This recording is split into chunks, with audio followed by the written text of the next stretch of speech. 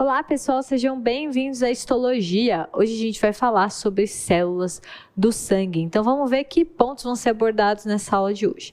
Primeira parte, vamos comentar sobre as funções do sangue, quais que são seus componentes e sobre os componentes do plasma. E na segunda parte eu vou mostrar para vocês hemácias, leucócitos granulócitos, leucócitos agranulócitos e plaquetas. Então vamos começar lembrando do sangue. O sangue está contido aí dentro de um compartimento fechado, que é o aparelho circulatório. Nós temos uma aula de sistema circulatório, histologia do sistema circulatório, que você não pode deixar de assistir. Esse sangue ele é sempre bombeado pelo coração em um movimento regular e unidirecional, então do coração para os tecidos.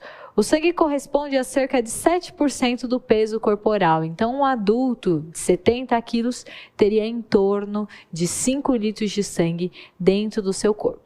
E esse sangue tem algumas funções, como por exemplo atuar como um meio de transporte, tanto para nutrientes e metabólitos como para produtos de excreção do metabolismo.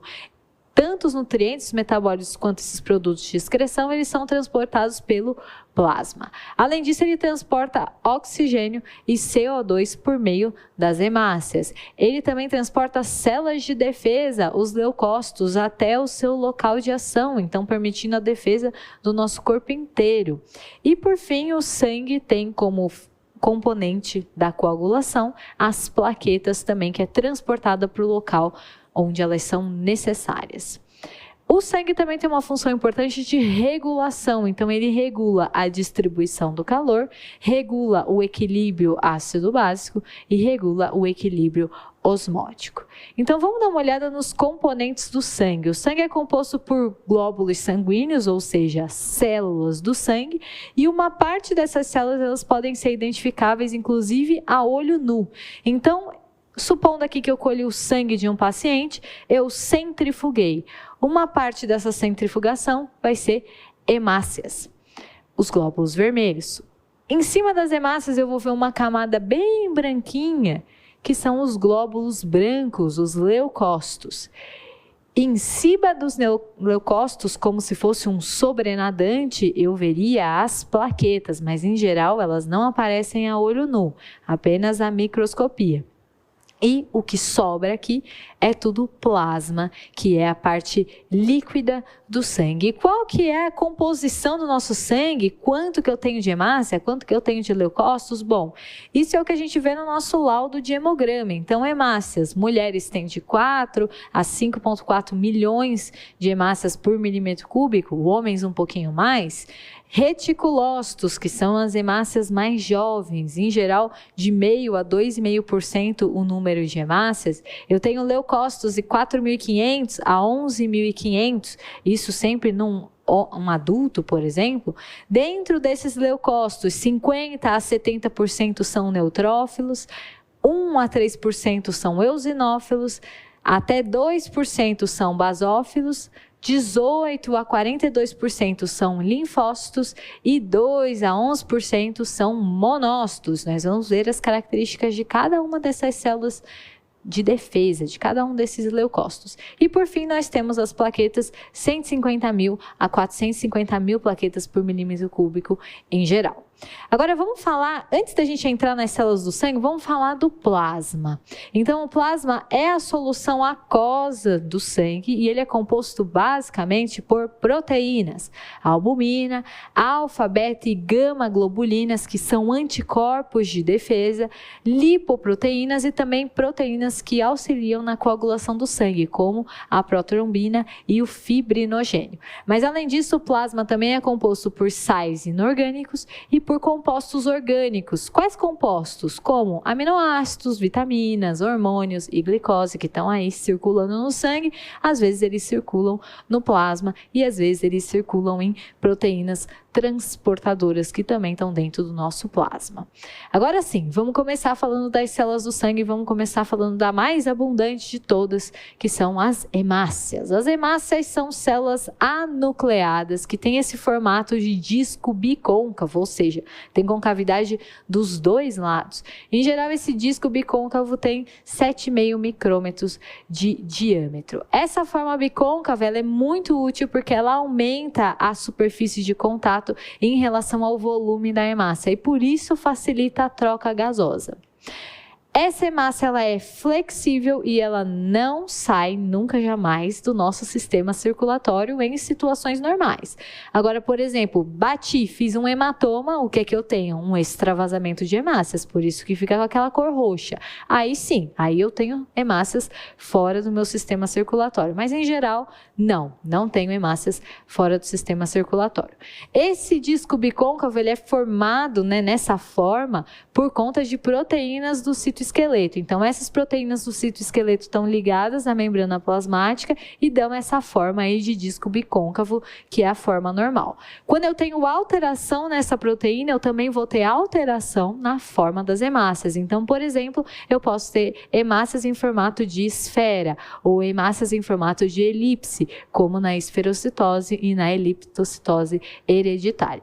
Essas hemácias é muito importante que elas sejam flexíveis porque elas passam por vasos bem pequenininhos, os capilares, e passam por bifurcações desses capilares. Então, nessa situação em que elas passam por vasos minúsculos, elas têm que deformar para conseguir passar e depois voltar ao seu tamanho normal sem romper. Então, elas devem ser flexíveis para que elas consigam transportar oxigênio e CO2 por todo o nosso corpo. Essas hemácias, então, vamos ver um pouquinho mais sobre a sua composição. Elas têm uma grande quantidade de hemoglobina, que é uma proteína conjugada com ferro e que realiza o transporte de oxigênio e de CO2. Por conta dessa grande quantidade de hemoglobina, as hemácias são acidófilas, ou seja, elas se coram pela eosina nessa coloração aí rosa avermelhada. As hemácias têm como fonte de energia a glicose. 90% da glicose é degradada de forma anaeróbia até o estado de lactato dentro dessas hemácias. E elas têm um tempo de vida média de 120 dias. Quando elas passaram do tempo, então já deu a validade das hemácias, elas vão ser degradadas pelos macrófagos no baço. Por que a hemácia dura só 120 dias? Porque esse é o tempo que dura as suas organelas. Quando as organelas das hemácias começam a dar defeito, elas são degradadas pelos macrófagos do baço e aí elas são retiradas da circulação e vêm novas hemácias para a circulação produzidas lá na nossa medula óssea. Existem os reticulócitos. Os reticulócitos são os precursores das hemácias, oriundos lá da medula óssea. Eles são eritrócitos, ou seja, hemácias que são imaturas. Então, supondo que eu tenho uma situação aí que eu tenho uma ampla destruição de hemácias, como por exemplo, na minha anemia falciforme. Então, na minha anemia falciforme, a minha hemácia não tem um formato legal, ela tem um formato que falciza, vira uma foice ao invés de ser um disco bicôncavo quando em situações de estresse e por isso ela é mais rapidamente removida da circulação pelo baço, porque o baço entende que aquilo não está normal. E a minha medula óssea vai responder a isso, vai falar, ué, cadê minhas hemácias que eu produzi? Vou produzir mais. Quando ela produz mais, a forma imatura das hemácias, que às vezes caem na circulação antes do tempo, para se amadurecer na circulação, é chamada de reticulócitos. E qual que é a diferença dos reticulócitos para as hemácias? Os reticulócitos ainda contêm ribossomos. E você lembra que o ribossomo, ele é rico em proteínas, então ele dá uma basofilia no citoplasma, uma coloração mais azul no citoplasma quando eu utilizo corantes como o dessa imagem, o azul brilhante de Cressil. Geralmente, em condições normais, os reticulócitos estão presentes em uma pequena quantidade no sangue, então meio a 2% do número de hemácias de um adulto. Mas em situações de ampla degradação das hemácias, eu posso ter elevação desses meus reticulócitos. Agora vamos falar das nossas células de defesa, os leucócitos. Os leucócitos, eles são produzidos na medula óssea ou produzidos nos tecidos linfóides e eles são temporários no sangue. O sangue serve apenas para o transporte dos leucócitos até os tecidos, onde eles têm a sua função de defesa. E aí, como é que o leucócito chega no tecido? Por meio da diapedese. Então, o leucócito ele vai rolar por sobre o endotélio, aderir a algumas proteínas sinalizadoras e ele vai passar entre as células endoteliais para conseguir chegar no tecido, que é onde ele tem função de defesa. Esse mecanismo pelo qual o leucócito sai do sangue e entra no tecido é chamado de diapedese. Com relação a esses leucócitos, eu posso dividir eles em dois grupos, os granulócitos e os agranulócitos. Então, vamos dar uma olhada primeiro nos granulócitos. Os granulócitos são leucócitos que têm um núcleo de forma irregular, cada um tem um tipo de núcleo, e eles têm grânulos azurófilos no citoplasma. O que significa isso? Que são grânulos que se coram de cor púrpura, então cor roxa. O que é isso que está no citoplasma dos leucócitos granulócitos e que se cora de cor roxa? São lisossomos. Você lembra lá do início, quando a gente falou de componentes celulares, que os lisossomos contêm enzimas para degradação de substâncias? Então, os leucócitos são células de defesa, eles precisam de um monte de enzima para conseguir degradar agentes invasores. Então, eles têm grande quantidade de lisossomos que compõem essas enzimas. O citoplasma dos granulócitos, ele pode ter alguns grânulos específicos que determinam que tipo de granulócito é esse. Então, com relação ao grânulo específico, eu posso dizer que o granulócito é um neutrófilo, um eosinófilo ou um basófilo. Então, vamos dar uma olhada em cada um deles, qual que é a especificidade de cada um dos leucócitos granulócitos. Começando pelos neutrófilos. Os neutrófilos são células arredondadas, 10 a 14 micrômetros de diâmetro. Também podem ser chamados de leucócitos polimorfonucleares. Isso porque eles têm um núcleo formado, em geral, por 2 a 5 lóbulos. Então, como se fosse um núcleo polimórfico com vários lóbulos, por isso polimorfonucleares. Às vezes esses neutrófilos, eles têm o que a gente chama de hipersegmentação do núcleo. Isso acontece em algumas doenças. Isso, geralmente, quando eu tenho mais de 5 lóbulos formando esse núcleo. E esses neutrófilos também têm aquela cromatina sexual. Então, no núcleo, nas mulheres, eu tenho um pedacinho, um apêndicezinho que eu consigo ver nesse meu esquema aqui, bem pertinho do núcleo, que é a cromatina sexual e que determina que esse paciente é uma mulher. No citoplasma dos neutrófilos, eu tenho grânulos específicos e os grânulos azurófilos. Esses meus grânulos específicos, eles coram um pouquinho mais clarinho, bem parecido com os meus grânulos azurófilos. Então, vamos dar uma olhada aqui numa imagem de um neutrófilo num esfregaço sanguíneo. Aqui eu tenho núcleo, 3 lóbulos, então polimorfonuclear. Eu tenho meus grânulos azurófilos, que são esses lisossomos que contêm essas proteínas para digestão de micro-organismos. E eu também tenho outros grânulos que se coram muito parecido com os azurófilos, que tem outras enzimas. Então, enzimas para combate de micro-organismos, para reposição de membrana plasmática, outras enzimas necessárias. Nesse outro esfregaço sanguíneo, mesma história. Eu tenho o meu núcleo lobulado, 3, 4 lóbulos e grânulos no meu citoplasma, azurófilos e grânulos específicos, caracterizando o meu neutrófilo. E qual que é a função desse meu neutrófilo? Basicamente, o neutrófilo é uma célula que faz fagocitose de bactérias e fungos. Ela é a primeira linha de defesa do organismo. Entrou alguma coisa aí, quem vai lá matar essa bactéria é o neutrófilo. Então, é uma célula altamente diferenciada que serve para fagocitar bactérias e fungos. Quando que eu tenho, por exemplo, um aumento desses neutrófilos, uma neutrofilia, em situações de infecção bacteriana, estresse, exercício físico intenso, também posso encontrar esse aumento dos neutrófilos. E em que situações eu teria uma redução desses meus neutrófilos? Uma neutropenia.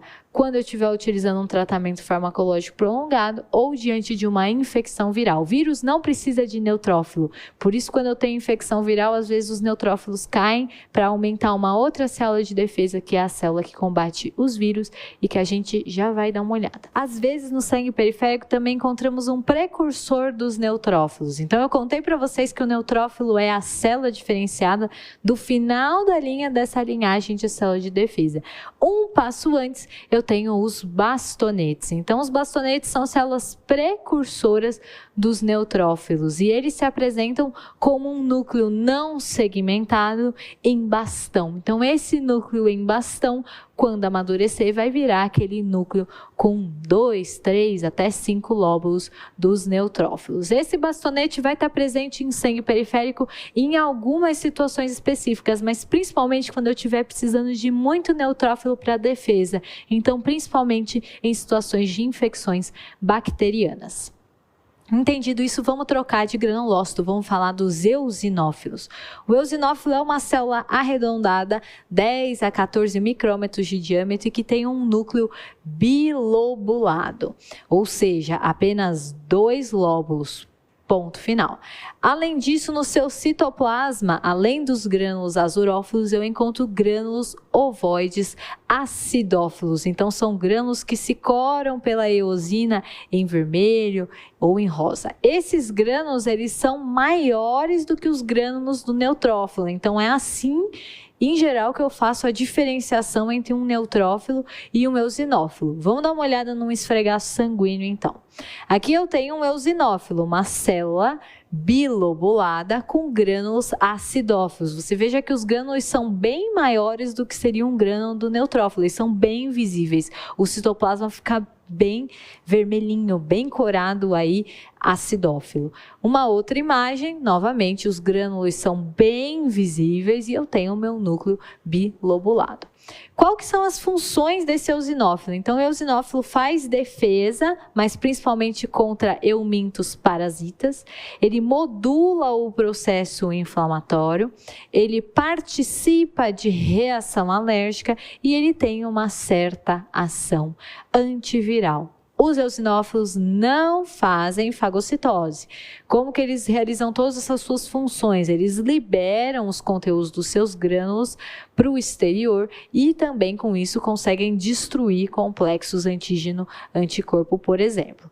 Algumas alterações podem acontecer com os eosinófilos, principalmente a eosinofilia. Então, um aumento dos eosinófilos pode acontecer em situações de alergias e em situações de parasitoses. Isso porque os eosinófilos são células de alergia e células que defendem contra parasitas, principalmente eumintos. E o último dos granulócitos, que são os basófilos. Basófilos são células arredondadas que têm um núcleo volumoso e geralmente esse núcleo volumoso ele é meio retorcido ou com uma forma irregular. E como que é o citoplasma? O citoplasma tem grânulos também grandes e metacromáticos. Então, novamente, grânulos bem grandes e que às vezes até ofuscam o núcleo. Vamos dar uma olhada no esfregaço sanguíneo.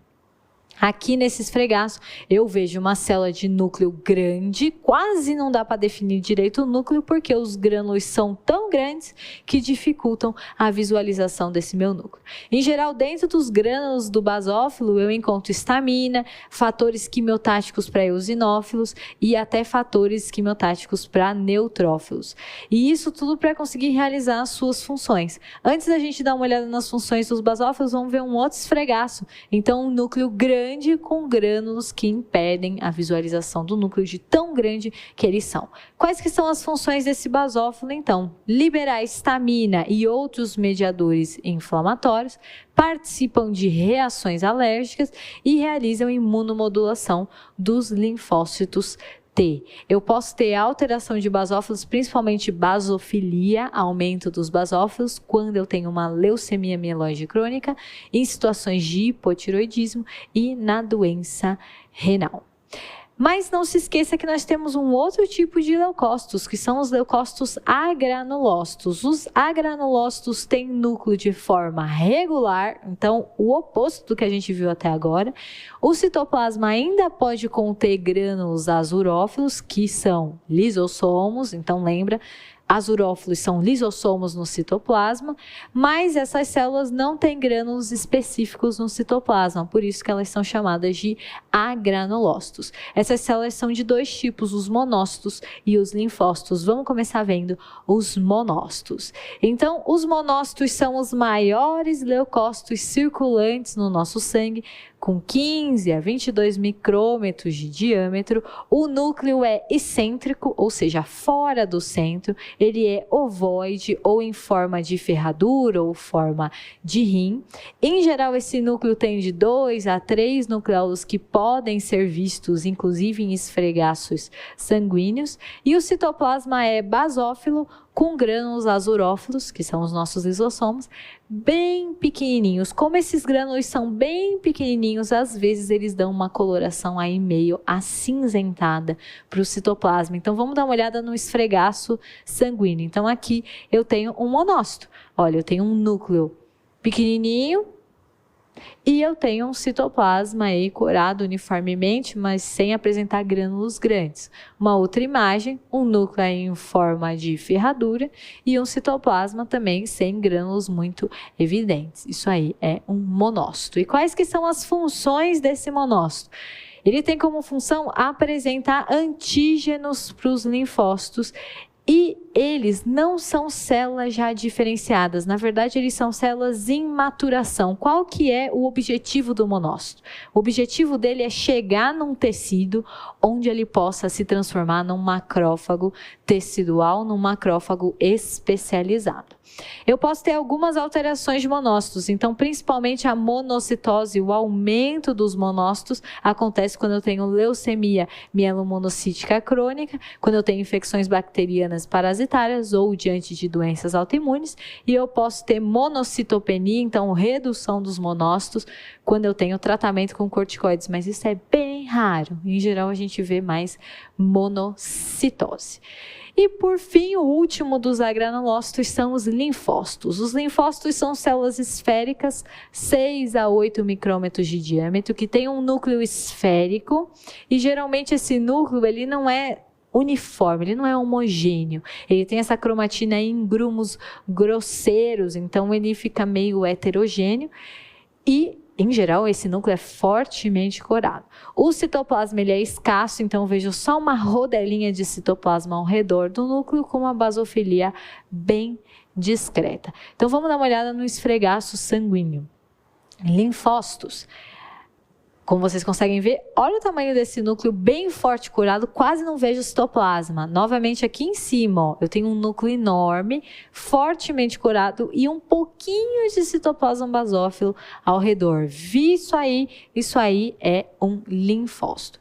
Ao contrário dos outros leucócitos, que em geral não voltam para o sangue quando eles migram para os tecidos, os linfócitos fazem essa troca. Então eles vão para os tecidos, veem o que está acontecendo ali, voltam para o sangue, vão para os órgãos linfáticos, informam o que está acontecendo. Então, eles são células de defesa que fazem essa troca aí entre tecidos, sangues, órgãos linfáticos.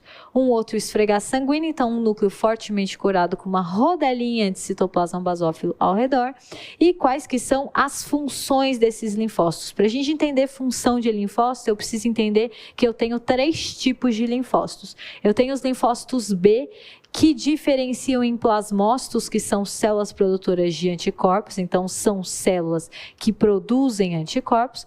Eu tenho os linfócitos T, que tem como função destruir células infectadas e modular a atividade dos outros leucócitos, e eu tenho os linfócitos NK, que destroem células tumorais e destroem células infectadas por vírus. Então, tive uma infecção viral, quem é que vai lá para a linha de defesa? São linfócitos e não neutrófilos. A morfologia dos linfócitos é igual em todos, eles são diferenciados de um para o outro com base nas proteínas de superfície, então isso é feito apenas a diferenciação por imunohistoquímica, não pode ser feito em esfregaço periférico.